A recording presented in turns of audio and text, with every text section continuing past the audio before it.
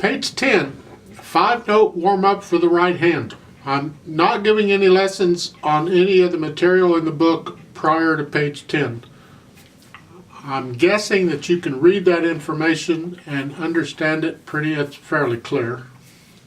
If you have any questions about any of it, you're free to ask me. I'll be happy to try and answer it. Although many of the questions you may have will probably be answered as we go through the book. On page 10, we get the first written music, where they have a staff and notes on the staff, and that's really what I'm after.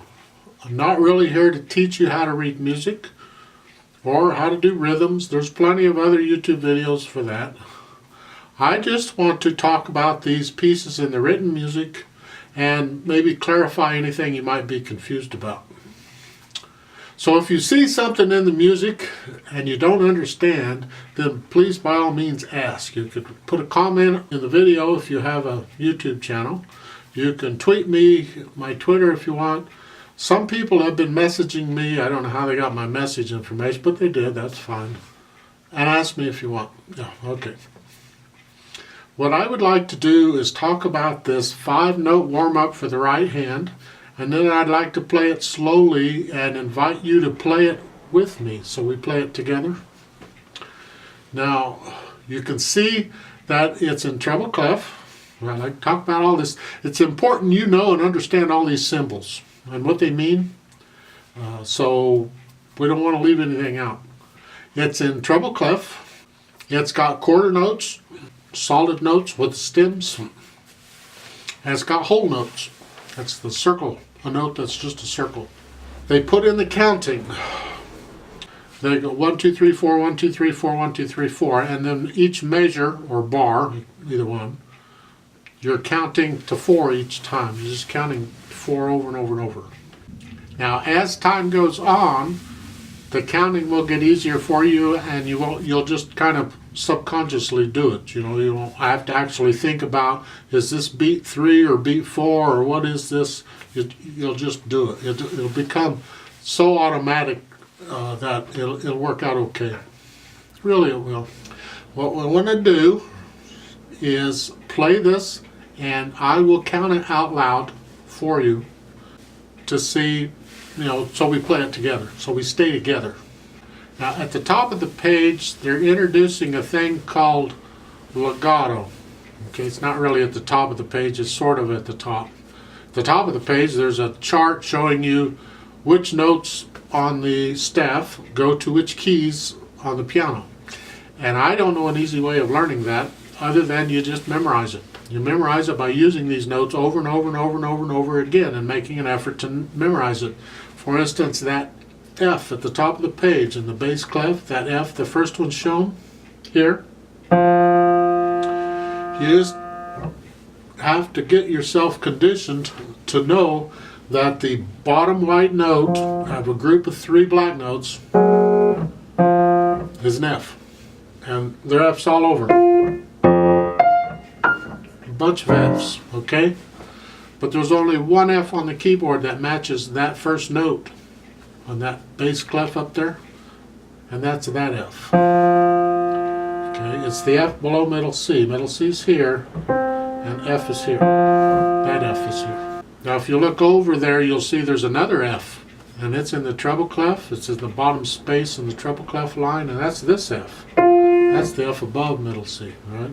But it's still a white note at the bottom of a group of 3 black notes. That's always an F. If you can find a group of 3 black notes, the bottom note, white note right under them is always an F. You can take it to the bank. It's just there. Do your best to learn those as quickly as you can. It's important you know the names of the notes. We talk about music and we talk about the names of the notes, and I look at the A and the G and the whatever it is, and you need to know them so you can follow along, or otherwise you're going to be lost. Legato means connected or smooth. Now, it is not possible to play anything smooth on a piano. The instrument is not designed for smooth. Okay, it's too percussive. If you have a wind instrument, you can blow it, it's smooth. But otherwise, no, it's not. But they can be connected, right?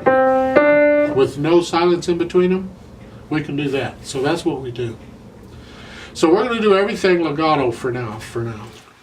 On page 10 we have a warm-up, one for the right hand, one for the left hand. The starting points in this video for each of these will be down in the description area. As we count, 1, 2, 3, 4, 1, 2, 3, 4, a quarter note would be played on each count. Okay? The whole note would be held down for 4 of the counts.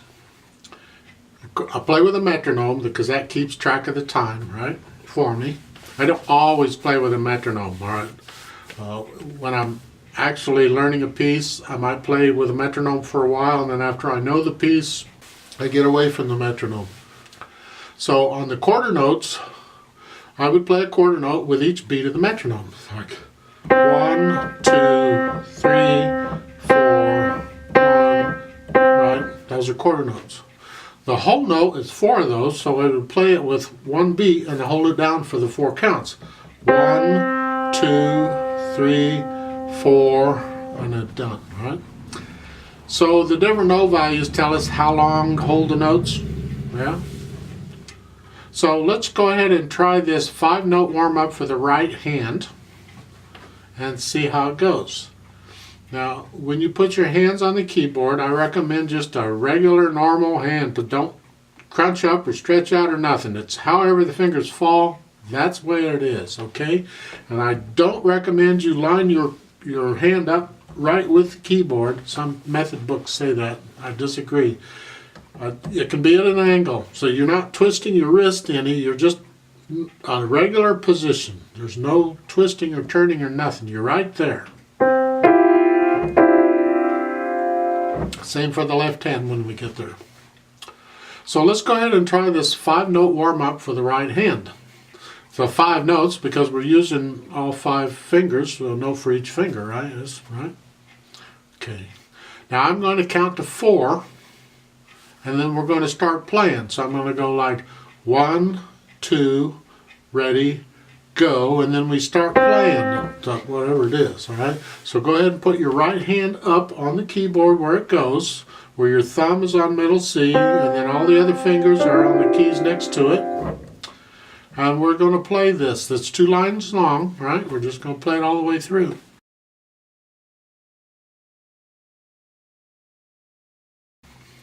One, 2, ready, go.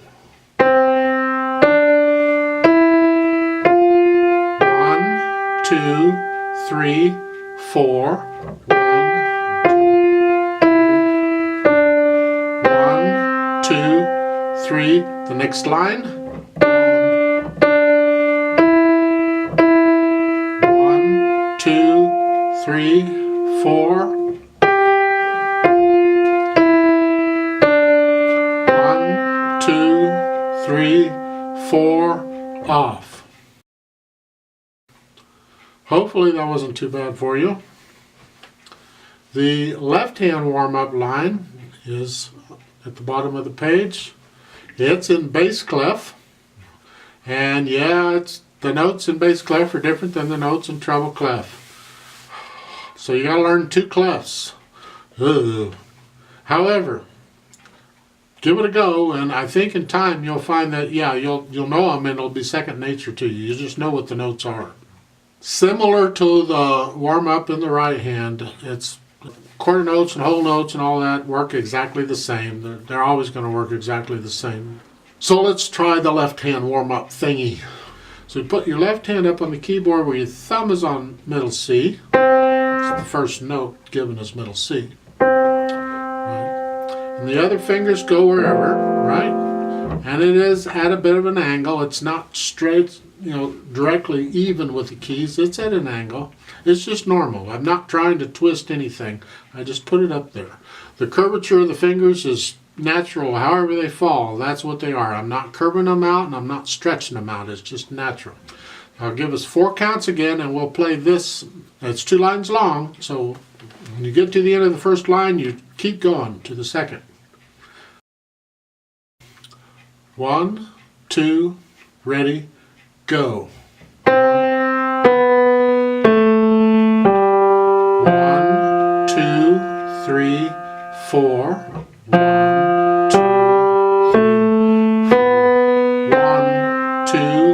3, 4. 1, 2, 3, 4.